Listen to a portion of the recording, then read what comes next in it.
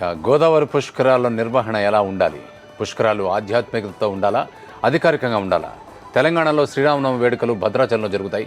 మరి ఏపీలో శ్రీరామనవమి ఎక్కడ నిర్వహించాలి? ఈ ఆధ్యాత్మిక కార్యక్రమ నిర్వహణపై ప్రభుత్వాలదే ఫైనల్ నిర్ణయమా? ఇలాంటి మత పెద్దలు, పీఠాధిపతులు సూచనల అవసరం లేదా? ఇప్పుడు ఇది హాట్ టాపిక్గా మారింది. రాష్ట్రం విడిపోయిన తర్వాత భద్రాచలం తెలంగాణలో ఉండిపోయింది. మరి ఏపీ శ్రీరామనవమి వేడుకలు ఎక్కడ జరపాలి? శ్రీరామనవమి వేడుకలపై ఏపీ సీఎం చంద్రబాబు గతంలో ఏమన్నారో ఒకసారి విందాం. భద్రాచలం తెలంగాణకు పోయిన తర్వాత మొట్టమొదటిసారిగా ఈసారి కోదండరామస్వామి దేవస్థానం ఒంటిమిట్టలో ప్రభుత్వ లాంఛనాలతో శ్రీరామచంద్రుడికి పట్టు వస్త్రాలు ఇవ్వబోతున్నాం. అది కూడా ఈ సంవత్సరం నుంచే ప్రారంభమవుతుంది. అదే మాదిరిగా తిరుమల తిరుపతి దేవస్థానం ఒంటిమిట్ట, కాళహస్తి, వినాయక టెంపుల్ కాణిపాకం ఇవన్నీ కలిపి ఒక బ్రహ్మాండమైన సర్క్యూట్ గా తయారు చేసి టూరిజాన్ని కూడా ప్రమోట్ చేస్తామని మరొక్కసారి తెలియజేసుకుంటూ,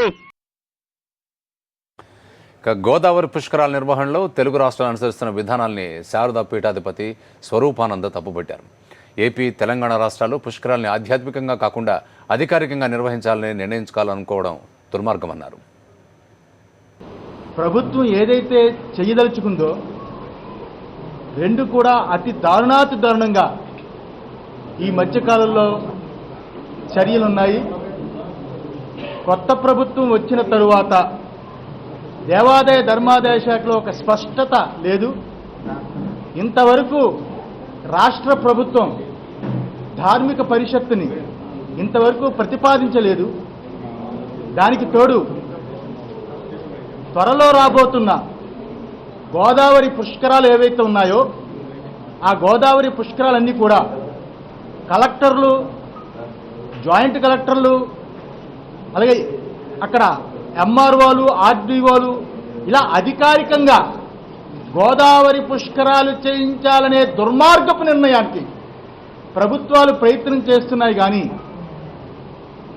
ఆధ్యాత్మికమైన గోదావరి పుష్కరాలు ఏవైతే ఉన్నాయో అలాంటి ఆధ్యాత్మికమైన గోదావరి పుష్కరాలకి ఒక పీఠాధిపతులకి సంబంధం ఉంటుంది, ఒక మఠాధిపతులకి సంబంధం ఉంటుంది, అర్చకులకి సంబంధం ఉంటుంది, పండితులకి సంబంధం ఉంటుంది. అలాంటి అన్ని హైందవ హిందూ సమాజానికి సంబంధం ఉంటుంది. కాబట్టి గోదావరి ఘాట్లో ఎక్కడ ఒక సంస్కృత కార్యక్రమాలు ఏ ఘాట్లో చేయాలి, పితృకర్మలు ఏ ఘాట్లో చేయాలి, స్నానాలు ఏ ఘాట్లో చేయించాలి, ఇవన్నీ నిర్ణయించడానికి పండితులకి, పీఠాధిపతులకి కుదురుతుంది. కానీ ఒక అధికారులకు కుదరదు.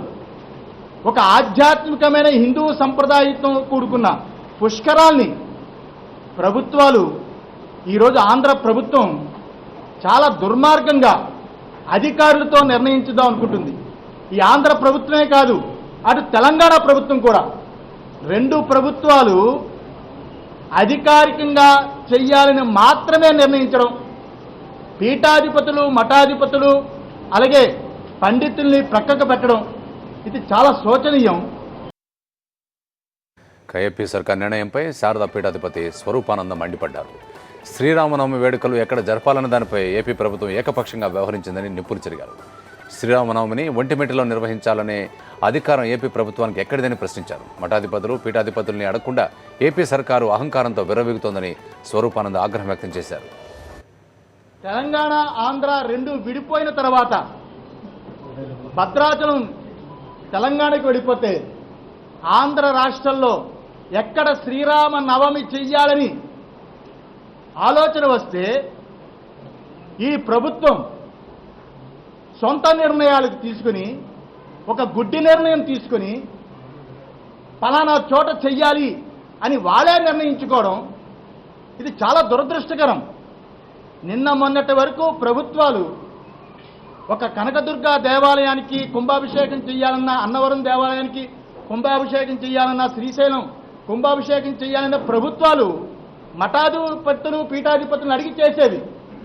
పీఠాలు, మఠాధిపతులు అడిగి చేయవలసిన కార్యక్రమాలు, హిందూ ధార్మిక కార్యక్రమాలు ఏవైతే ఉన్నాయో అహంకారంతో ప్రభుత్వాలు విర్రవీగి మఠాధిపతులు, పీఠాధిపతులు ప్రక్కకు పెట్టి శ్రీరామనవమి పొలం చోట చేస్తాం, అక్కడ ఉన్న అర్చకులు అయ్యా శ్రీరామనవమి ఉదయం పూట చేయకూడదు, ఇక్కడ రాత్రిపూట చంద్రుడు కనిపించినప్పుడే చెయ్యాలి అని ప్రభుత్వంతో మొరపెట్టుకుంటే మేము పొద్దున్నే బట్టలు పంపించేస్తాం, మీరు ఎప్పుడైనా చేయించుకోండి అంటే ఏ దేవాలయంలో శ్రీరామనవమి ఉత్సవాలు అధికారికంగా జరపాలో ప్రభుత్వాల్ని మఠాధిపతులు పీఠాధిపతులు భగవంతుడి యొక్క ఆశీస్సులతో ఆదేశాలతో నిర్ణయించి చెయ్యాలి. కానీ కేవలం 5 సంవత్సరాల ఉద్యోగాలు ప్రభుత్వానికి ఇస్తే ఏదో శాశ్వతంగా ఉండిపోయినట్టు శ్రీరామనవమిని ప్రభుత్వాలు నిర్ణయించేసి మేము ఫలానా చోట చేస్తామని చెబితే ఈ ప్రభుత్వానికి కానీ ఈ రాష్ట్రానికి కానీ అరిష్టం కాకపోతే ఏముంది?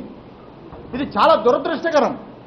హిందూ ధార్మికమైన విషయాలు మఠాధిపతులు పీఠాధిపతులని అడగకుండా గోదావరి పుష్కరాలకి ముందుకు పోవడం, శ్రీరామనవమి అతి తొందరలో రాబోతున్న శ్రీరామనవమికి వాళ్ళే సొంత నిర్ణయం తీసుకోవడం, ఇది చాలా దారుణాతి దారుణం. ప్రభుత్వం అనేది పంథా మార్చుకోవాలి, పీఠాధిపతులు మఠాధిపతులు గౌరవించాలి.